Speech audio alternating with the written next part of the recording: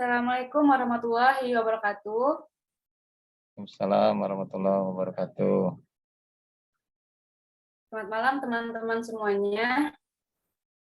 Kita bertemu lagi di acara kita malam ini. Sebelumnya, admin mohon izin matikan kamera dulu ya. Baik, teman-teman, kita mulai saja acara kajian pranikah kita pada malam hari ini, yang insya Allah langsung dipandu oleh pembina komunitas kita. Pertama-tama, alangkah lebih baiknya kita buka acara ini dengan melakukan satu Fatihah bersama-sama. Bismillahirrahmanirrahim. Iya, karena ya karena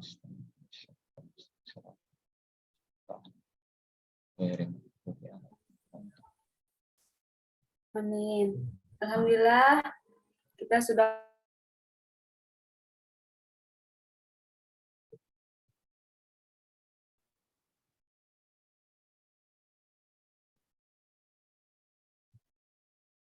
Halo. Oh, hilang lagi.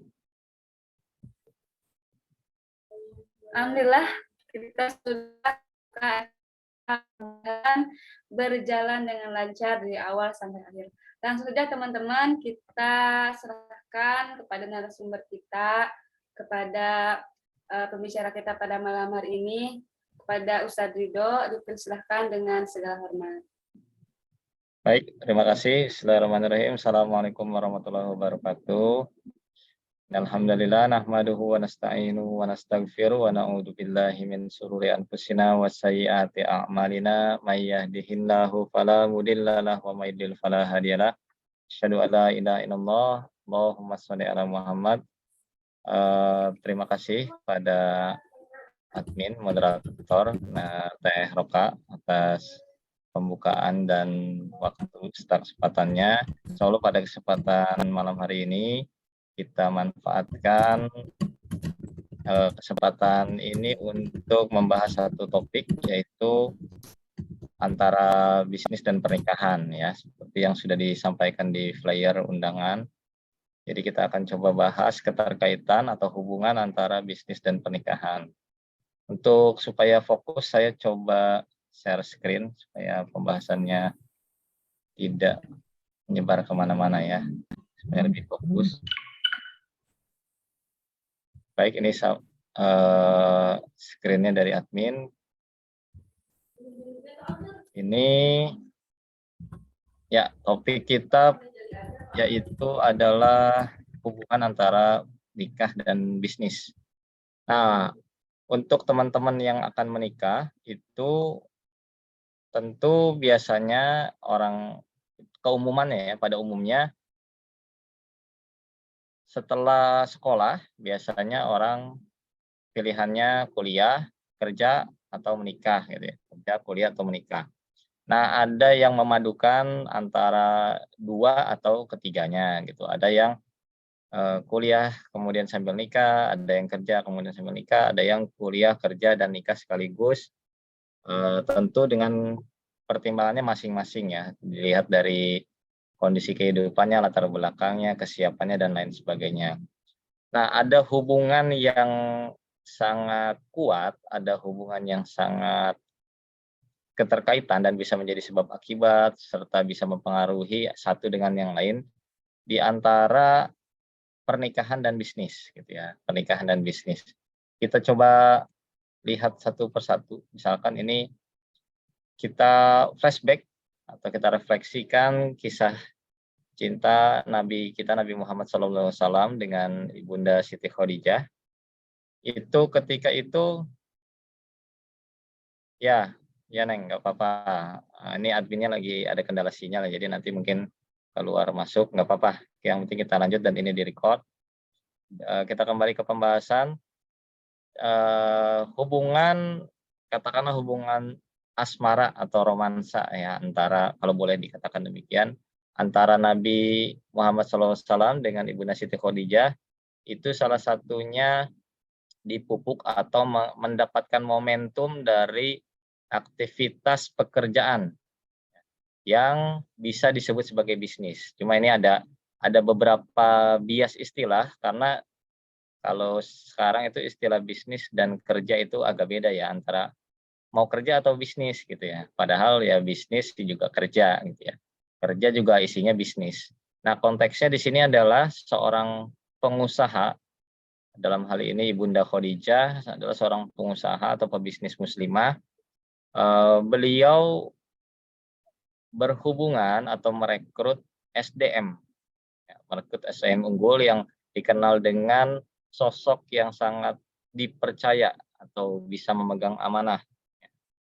Nabi Muhammad SAW ketika masih muda dikenal dengan atau digelari dengan Al-Amin, ya, yang sangat dipercaya atau bisa diandalkan dalam memegang amanah.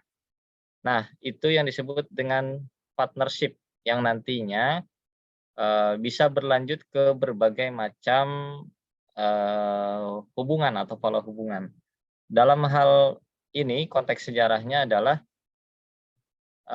Nabi Muhammad ketika masih muda itu bekerja atau dipekerjakan untuk mengelola, mungkin bahasanya kalau lebih bagus gini ya, diberikan amanah untuk mengelola bisnis oleh Ibunda Khadijah, yang mana Ibunda Khadijah itu sudah punya beberapa bisnis dan sukses. Nah, untuk salah satu bisnisnya atau bisnis perdagangannya ekspedisi dagang, ekspedisi ekspedisi dagang itu semacam apa ya? Kalau sekarang mungkin kayak kayak apa? Pedagang. Oh, kalau sekarang kayak pedagang keliling, tapi ini konteksnya adalah lintas negeri gitu ya. Pengiriman, supply dan pertukaran antar beberapa negara atau melewati di wilayah-wilayah yang sangat luas. Ya, dipercayakan kepada Nabi Muhammad ketika masih muda. Nah, proses itu adalah proses interaksi, proses ta'aruf, ya, proses saling mengenal kepribadian masing-masing. Ya, Nabi Muhammad dikenal sebagai orang yang dapat dipercaya, kemudian juga dalam hal ini ada ujiannya. Ya, ujian untuk mengetes kepribadian atau untuk melihat kepribadian asli seseorang adalah salah satunya dengan bermuamalah dalam urusan harta. Ya, kalau bisa amanah atau ya istilahnya terlihatlah seseorang itu ketika berhadapan dengan harta itu bisa terlihat ya. Kalau dia ada tanduknya, dia muncul tanduknya gitu. Kalau dia punya wajah serigala, dia akan muncul wajah serigalanya. Kemudian selain dengan muamalah dalam urusan harta atau bisnis atau pekerjaan, bisa juga dengan melakukan perjalanan bersama atau rihlah atau bermalam, ya bermalam. Kemudian yang berikutnya bisa dengan informasi dari teman dekatnya atau orang yang selalu bersamanya dalam keseharian. Jadi itu untuk mendapatkan data atau informasi tentang kepribadian supaya terlihat gitu ya. Valid atau tidaknya, karena banyak flexing ya zaman dulu juga, flexing atau apa, pencitraan lah gitu. Banyak orang yang nampaknya seperti lembut padahal kasar, nampaknya seperti bijaksana padahal, tidak gitu ya. Kemudian ada yang ramah, hanya ketika tampil di wilayah formal dan lain sebagainya. Nah, itu bisa diuji dengan cara bermitra dalam urusan bisnis. Nah, maka ketika proses itu berjalan, proses ta'aruf atau saling mengenal itu sudah terjadi. Proses ta'aruf atau saling mengenal itu sudah terjadi, dan itulah yang boleh disebut sebagai partnership pasangan muda ya. Pasangan muda kalau konteks sekarang mungkin agak susah nih ya, menggunakan istilah ini karena bisa terjadi untuk hal-hal yang di luar syariah. Ya, orang di banyak artikel di website, di internet itu bisnis pasangan muda ini pasangannya ternyata adalah konteksnya pacaran gitu ya, bukan bukan pernikahan. Tapi itu tetap berjalan dan eh, ada kemiripan lah selain urusan halal haramnya dan berkahnya ya. Dari sisi partnership pasangan muda itu ada kesamaan. ya, atau ada hal-hal yang bisa dilihat, diambil pelajarannya dari situ. Nah, pasangan itu bisa menjadi mitra atau kita posisikan sebagai mitra. Jadi ketika kita berpasangan, itu tidak ubahnya seperti kita berorganisasi bersama. Kita bersahabat dengan tujuan apa? Kita bergaul dengan tujuan apa? Kita berorganisasi dengan tujuan apa? Maka mitra kita itu, maka mereka yang bersama kita dalam organisasi persahabatan dan pergaulan itu adalah mitra, gitu ya. Nah, kemudian juga dalam konteks ini bisa kita ambil pelajaran bahwa dalam pernikahan nanti bisa menghasilkan, ini agak loncat sedikit nggak apa-apa ya, untuk melanjutkan bisnis keluarga, gitu ya, bisnis keluarga. Jadi ketika ada sebuah keluarga yang menjalankan bisnis, maka pasangan atau orang yang tadinya bukan keluarga, kemudian bergabung itu untuk memperkuat atau menjalankan bisnis keluarga. Misalkan ada bisnis yang dijalankan oleh keluarga perempuan misalkan ya. Kemudian laki-laki datang, maka laki-laki datang ketika mau menjadi pasangannya atau jadi suami si perempuan tadi yang memiliki bisnis keluarga, maka dia akan masuk ke dalam lingkaran bisnisnya dan diposisikan sebagai mitra. Nah, nanti masalah kedudukannya itu tergantung dengan kemampuan, bisa langsung jadi direktur, jadi manajer, mungkin jadi tenaga pemasaran atau jadi sekretaris dan lain sebagainya. Begitupun sebaliknya ya, bisnis di milik keluarga laki-laki misalkan. Bisa aja perempuan itu menikah kemudian diajak bergabung untuk mengelola bisnis yang ada pada keluarga laki-laki ya. Ini kisah-kisah yang banyak bisa kita simak, kita saksikan di sekitar kita ya. Saya pun ada menyaksikan beberapa kasus seperti ini. Meskipun tidak selalu indah dan tidak selalu happy ending ya, ada beberapa. Nanti juga kita bahas di bagian akhir persoalan ini. Nah, fungsi pernikahan apa sih kalau dikaitkan dengan katakanlah bisnis atau pekerjaan tadi ya. Di sini yang pertama kita bisa melihat atau menggunakan perspektif pernikahan sebagai lowongan kerja. Memang agak naif kalau misalkan kita tidak perkuat ini dengan konteks keislaman ya. Itu jadi kayak memanfaatkan pasangan.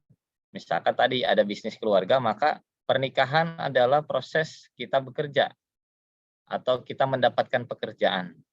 Ya, bisa disalahgunakan sih memang. Tapi kita tidak bermaksud untuk mengarahkan kepada hal-hal yang culas, hal-hal yang egois ya.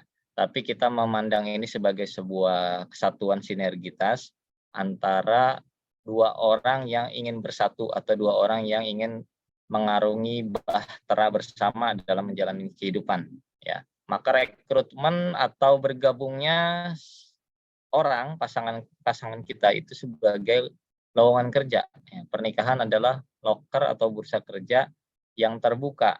Ketika kita masuk ke dalamnya, ketika kita berakad, ketika kita melakukan kontrak kerja, nah itu sama saja secara praktek. Ya, tinggal perspektifnya saja yang mungkin ada yang sekedar ya udah saya jadi pasangan, saya menikah dengan kamu, saya menjadi suami atau jadi istri kamu, maka ya udah sekedar menghalalkan hubungan badan misalkan.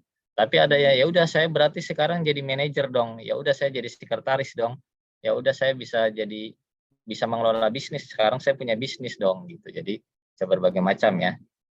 Nah, kemudian yang berikutnya konteksnya pernikahan sebagai organisasi bisnis. Nah, ini seperti yang tadi, tapi dalam konteks pengelolaan bersama. Kalau yang tadi itu ketergabungan atau rekrutmen. Kalau sekarang kita membahasakannya bahwa pernikahan adalah organisasi bisnis yang dibangun bersama, ya, menyatukan visi misi antara dua sejoli atau pasangan ini untuk membangun atau mewujudkan satu bisnis atau kesibukan tertentu, tentu saja yang bermanfaat ya.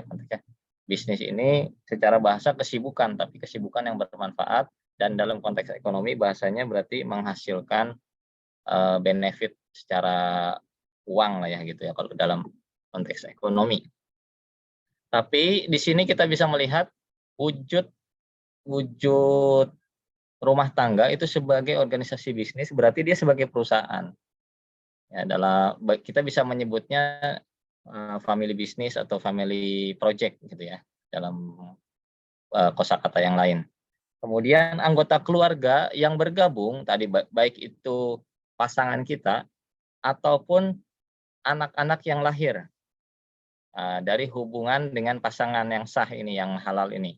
Ya, ada anak yang lahir, maka itu adalah SDM yang produktif. Ataupun anggota keluarga yang muncul atau hadir karena aktivitas pernikahan, misalkan ipar, ya, adik ipar atau misalkan sepupu dari pasangan kita yang jadi terkoneksi karena ada hubungan keluarga, kemudian ini bisa menggabungkan organisasi bisnis atau memperkuat organisasi bisnis tadi, ya. Karena ada landasan yang kuat dalam berhubungan. Karena ada ikatan yang misakon golizo, bukan sekedar ikatan kerja atau kontrak kerja yang ya transaksional ya, kalau misalnya ngerjain dibayar, terus nggak terlalu peduli visi misinya terwujud atau enggak, bisnisnya berjalan bagus atau enggak. Tapi kalau misalkan ini konteksnya adalah hubungan kekeluargaan, maka tentu saja hubungan itu menjadi lebih kuat ya. SDM itu terhubung dengan ikatan yang kuat, bukan sekedar ikatan kontrak kerja gitu. Nah, nanti kita lihat lagi lebih dalam bisnis dalam konteks keluarga ya. Nah, kenapa bisa lebih kuat, kenapa bisa lebih hebat, kenapa unggul bisnis dalam konteks keluarga itu? Yang pertama, kita bisa melihat bahwa dampak dari bisnis terhadap keluarga, bisnis dapat memperkuat ekonomi keluarga. Ya, kalau ada yang penghasilannya, misalkan suaminya pas-pasan atau kurang, maka dengan berbisnis itu bisa menambah pendapatan dari keluarga ya, atau pendapatan bersama, atau bisa memenuhi kebutuhan anggota keluarga. Bisnis juga dapat memperkuat kerjasama antar anggota keluarga, baik itu dengan pasangan maupun dengan yang terlibat tadi, SDM tadi ya, anggota keluarga bisa anak, bisa ipar, bisa sepupu dan lain sebagainya. Itu akan menjadi kerjasama, dan kerjasama itu tentu saja akan menghasilkan hal-hal yang positif. Di antaranya ya yang berikutnya, memperkuat rasa saling membantu dan tolong menolong, sehingga rasa kekeluargaan, rasa kebersamaan, senasib sepenanggungan itu akan muncul ya. Berbeda dengan yang masing-masing ngurus diri masing-masing. Nah, itu kalau dalam bisnis keluarga tentu ini akan lebih kuat ya, rasa saling membantu dan tolong menolongnya. Kemudian bisnis dapat memperkuat daya tahan dan daya juang dari masing-masing pelakunya atau dari masing-masing anggota keluarga ya. Si suami atau ayah jadi kuat karena ya mengelola dan langsung berhubungan. Kemudian berhubungan dengan anggota keluarga yang itu bukan sekedar karyawan biasa. Kemudian juga si istri atau pasangannya menjadi lebih kuat dan merasakan langsung suka dukanya orang yang istilahnya yang mencari nafkah gitu. Anak-anak juga akan melihat ya perjuangan orang tua dalam mencari nafkah dan akan bergabung serta terlibat. Ya, ada engagement, engagement ya istilahnya, yang saling terdampak atau saling berinteraksi, terikat. Kemudian bisnis juga dapat menumbuhkan keterampilan dalam mengelola konflik. Jadi karena pasti ada konflik ya, dalam bisnis itu pasti ada konflik, pasti ada salah paham, pasti ada miskomunikasi. Kenapa dibilang pasti? Karena ya manusiawi, ya sifat manusia, ada lupa, ada salah, ada keterbatasan pengetahuan, ada perbedaan tingkat pemahaman dan lain sebagainya, sehingga pasti ada konflik. Dan dengan mengelola ini tentu kita bisa lebih tumbuh ya keterampilan kita, skill kita dalam mengelola konflik, karena sudah sering salah paham, sudah sering berdamai, sudah sering saling toleran ya gitu, saling menghormati dan menghargai pendapat atau sikap serta menerima kelemahan orang lain yang notabene itu adalah saudara kita, ya, saudara-saudara dan saudara sekeluarga gitu ya, bukan cuma sekedar kayak kita di perkantoran atau di pabrik atau di luar itu kita menerima kekurangan orang kayaknya ya tidak sepenuh hati gitu ya dibandingkan dengan ini anggota keluarga kita, ya kekurangannya adalah tanggung jawab kita untuk ditutupi, untuk dilindungi dan disempurnakan. Begitupun kekurangan kita itu akan dilengkapi dan, disempurnakan oleh yang lain gitu ya. Jadi di situ, salah satu fungsi bisnis dalam konteks keluarga. Kemudian bisnis bersama keluarga itu dari basisnya ya, keluarga itu berbasis di rumah atau kita menyebutnya rumah tangga gitu ya. Nah, tempat tinggal ini wadah tempat kita hidup bersama, wadah, arena tempat kita berinteraksi, berkomunikasi, bergaul, bercengkrama, atau hidup berkeluarga, itu ternyata bisa memiliki fungsi lain. Ya, ketika, kita menikah atau ada pasangan yang menikah, maka tempat tinggalnya itu bisa dijadikan sebagai toko, ya dalam konteks bisnis. Maka bermunculanlah banyak online shop atau toko offline juga banyak ya, dari rumah-rumah. Kemudian rumah juga sebagai resto, ya sebagai resto ini produksi kuliner gitu ya, kemudian nanti bisa disajikan, bisa bikin rumah makan, atau kalau sekarang istilahnya bisa ghost resto ya, restoran cuma sekedar dapur, tapi nanti dijual melalui, aplikasi gitu ya. Kemudian rumah juga bisa sebagai studio. Nah, ini rumah produksi, produksinya produksi konten atau tayangan. Ya, bisa, eee, mungkin apa, lagu-lagu religi, studio juga bisa studio lukis, studio desain grafis. Nah, di bawahnya ada lagi misalkan beberapa nih studio digital dan lain sebagainya.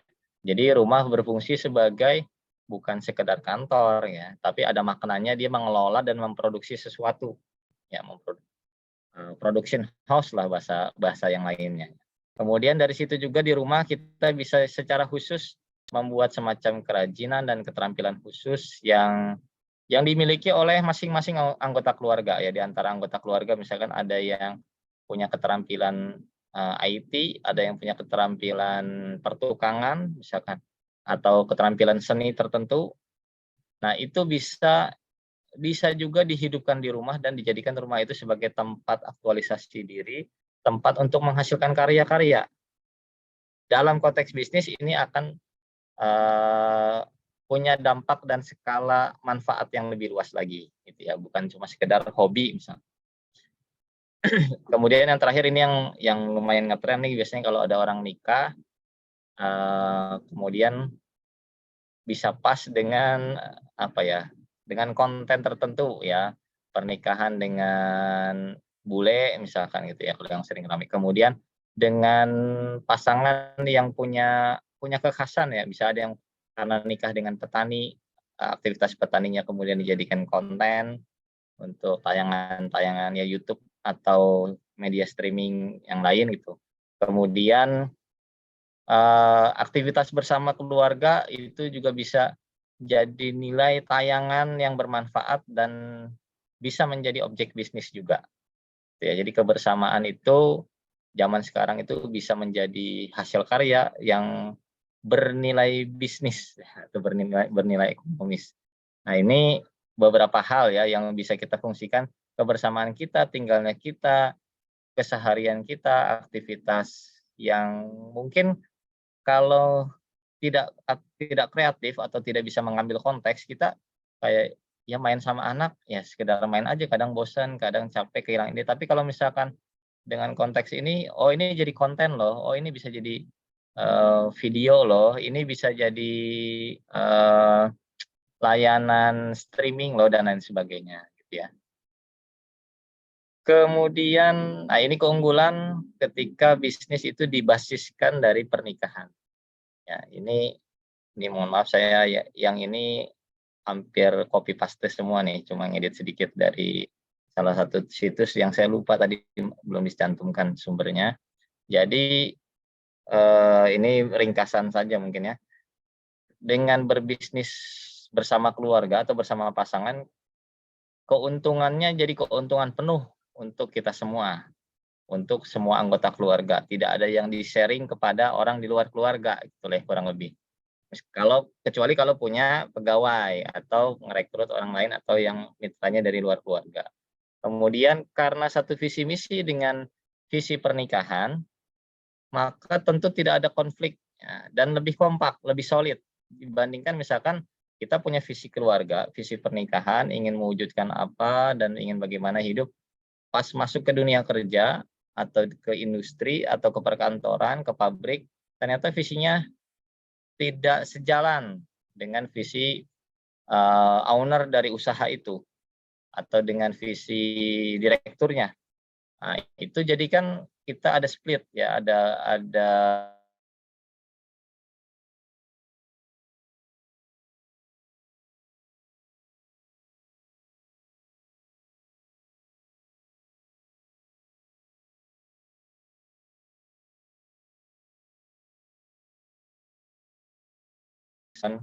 cek cek cek cek. Oke, maaf nih internetnya hilang tadi. Oke, jadi visi misi itu kalau sejalan ya enak, tapi kalau misalkan berbeda atau apalagi kalau berseberangan, habis waktu, habis energi kita untuk mewujudkan hal-hal yang tidak sesuai dengan tujuan hidup kita. Nah, ini kalau misalkan diwujudkan bersama, tentu tidak ada konflik konflik apa namanya itu ya? Konflik visi lah, perbedaan apa yang ingin diwujudkan. Nah, kemudian pekerjaannya menjadi lebih mudah karena tadi ada kebersamaan, ada kesamaan, kemudian ada rasa saling tolong-menolong, ada rasa kekeluargaan, ada rasa cinta yang lebih, kemudian kita tidak, semua keuntungan penuh tadi dari dan ini akan menjadi lebih ringan, ya, tidak menjadi beban karena apa, ya ini untuk diri kita juga. Beda dengan kalau kita lembur di kantor misalkan, lembur ini untuk siapa sih, dapat uang lembur nggak, kita kan berhitung ya. Kalau lemburnya banyak, ternyata nggak dapat benefit apa-apa buat kita sebagai karyawan, tentu itu jadi beban ya. Atau kita mau memperbaiki sebuah organisasi atau usaha, tapi ini kan usahanya milik orang gitu. Buat apa kita perbaiki? Nah, yang pikiran-pikiran seperti itu tentu tidak ada ke dalam konteks bisnis keluarga sehingga lebih mudah dan lebih nyaman ya, saling membantu, saling mengembangkan, progresivitas ditingkatkan, dan tidak ada rasa beban sedikit pun insya Allah gitu ya. Kemudian di sini ada, ini karena Kopas jadi bahasanya agak beda. Sama-sama mengejar cita-cita, tahapan-tahapan yang tadi sesuai dengan visi misi. Cita-citanya misalkan ada orang bercita-cita jadi ahli bidang tertentu. Nah, tentu bisnis ini akan mendukung 100% ke arah sana. Ya, bisnis dalam keluarga. Kalau kerja di tempat lain atau bisnis dengan orang lain, nah, nanti cita-citanya belum tentu bisa searah atau sejalan karena kendalinya tidak kendali penuh di tangan kita, gitu. Kemudian ada toleransi yang tinggi terhadap kesalahan karena kita bisa memaklumi dan kita punya tanggung jawab untuk tadi ya menutupi atau menyempurnakan kekurangan dari anggota keluarga yang lain sehingga kalau ada yang lemah bukan jadi objek bully, bukan jadi beban unit kerja yang seperti di kantor-kantor atau di bisnis lain, kompetisinya saling menjatuhkan, saling sikut-menyikut, atau ada yang tersisih. Tapi kalau dalam konteks bisnis keluarga, tentu itu tidak terjadi ya. Kekurangan itu akan menjadi toleransi atau jadi semacam konflik yang termanage untuk menguatkan, gitu ya. Jadi itu lebih toleransinya lebih tinggi. Oke, yang terakhirnya, jadi apapun itu pasti ada resikonya, bisnis bersama keluarga juga pasti ada resikonya, dan resiko ini harus diperhitungkan. Tadi ada manajemen konflik dan ada konflik yang tidak berkesudahan, ada konflik kepentingan.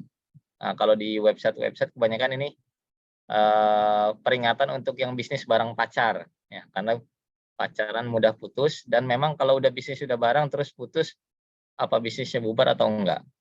Tapi kalau belajar dari kasus misalkan gini, ada kemarin juga ya yang artis lah, suami istri udah punya bisnis bareng, tapi terus kok keluar rumah tangganya agak retak, atau mungkin ada juga beberapa yang pisah, itu nanti konflik ya untuk perpisahan ini.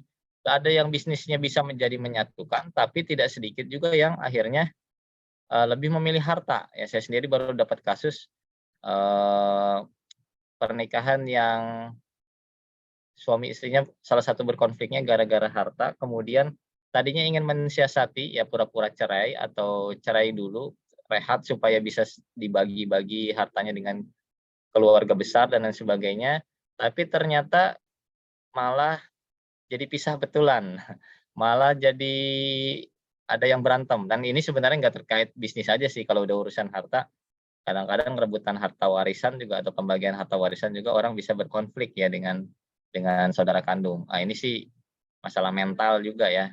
Tapi dalam konteks ini kita harus bisa memperhitungkan kemungkinan itu tidak tidak nol gitu. Pasti ada kemungkinan terjadinya meskipun kita tidak mengharapkan itu. Tapi kita mempersiapkan, membangun supaya gimana, memang yang paling ini sih kesiapan mental dan jiwa ya untuk bersikap fair, untuk bisa bertanggung jawab dan menyelesaikan masalah dengan sebaik-baiknya.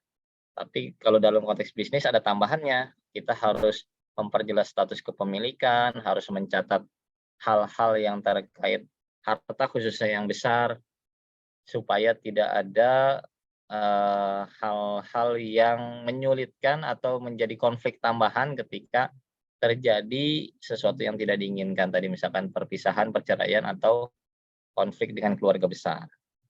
Nah, menghadapi perpisahan ini tadi hartanya harus jelas ya, ini milik siapa. Kalau misalkan ada pembagian saham, suami istri bikin, ya udah ini misalkan jadi, punya kita berdua 50-50 dan lain sebagainya.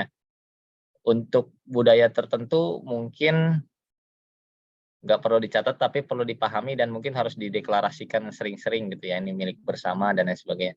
Tapi ada yang memang juga ya udah dicatat aja, dicatatkan kepemilikan sahamnya atau pembagiannya, atau aset-asetnya yang dipisah, misalkan kendaraan atas nama siapa, rumah tempat tinggal atas nama siapa, dan kayak gitu, itu harus dibicarakan kalau menjalankan bisnis bersama keluarga, gitu ya. Bukan untuk hitung-hitungan dan jadi mengubah mindset jadi mindset transaksional, tapi untuk memperjelas ya, untuk memperjelas dan untuk, diketahui gitu ya, diketahui, ini kepemilikan siapa.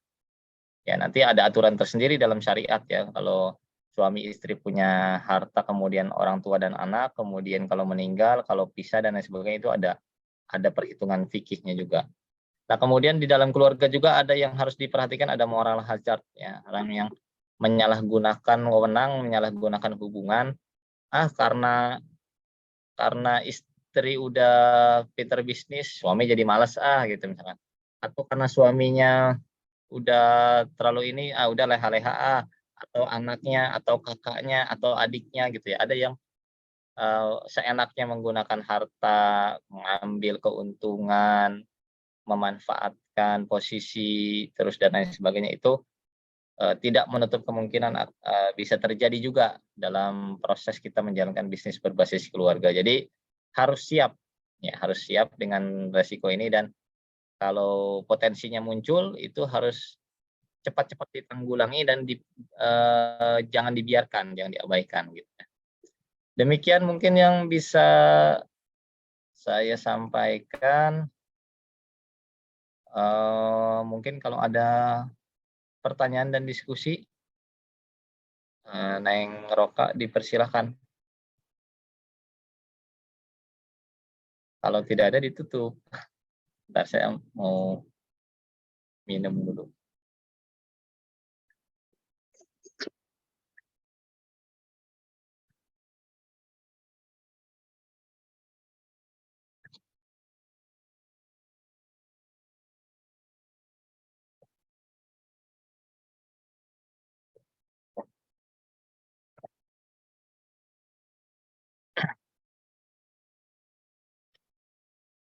Gimana, ada yang mau ditanyakan? Kalau nggak ada, bisa cukup aja nih karena saya seharian habis rapat ini. Suara juga udah habis. Baik, Kak. Masya Allah, jazakumullah khairan Kak atas pembahasannya yang sangat luar biasa sekali. Ini sungguh sangat bermanfaat sekali bagi kita semua ya, yang tentunya yang mendengarkan, apalagi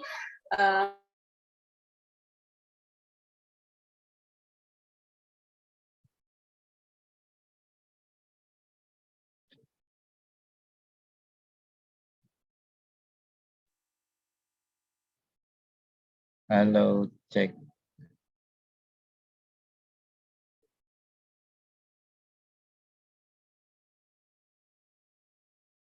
Hilang lagi ya?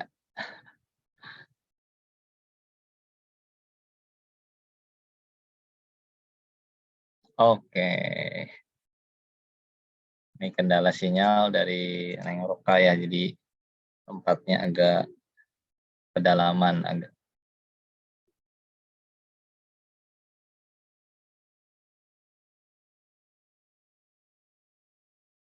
Dari Bu Eva, ada yang ingin disampaikan, menambahkan?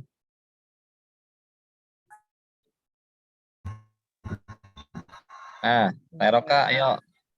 Gimana, mau cukup atau?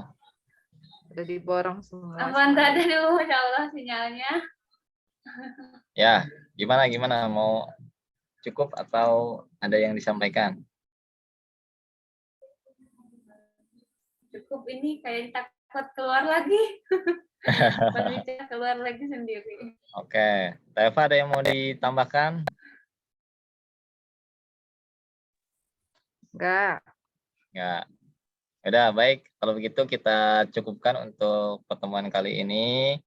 Mudah-mudahan bisa ketemu di momen berikutnya atau acara-acara selanjutnya. Saya kembalikan kepada Neng Roka untuk menutup secara keseluruhan. Terima kasih. Assalamualaikum warahmatullahi wabarakatuh. Waalaikumsalam warahmatullahi wabarakatuh.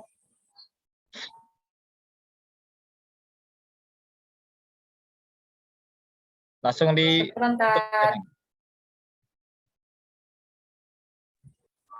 Oke, baiklah teman-teman, kita tutup acara pada malam hari ini dengan mengucapkan doa kafaratul majelis, istighfar, dan alhamdulillah.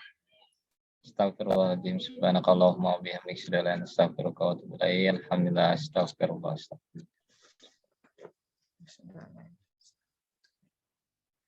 Makasih Amaroka.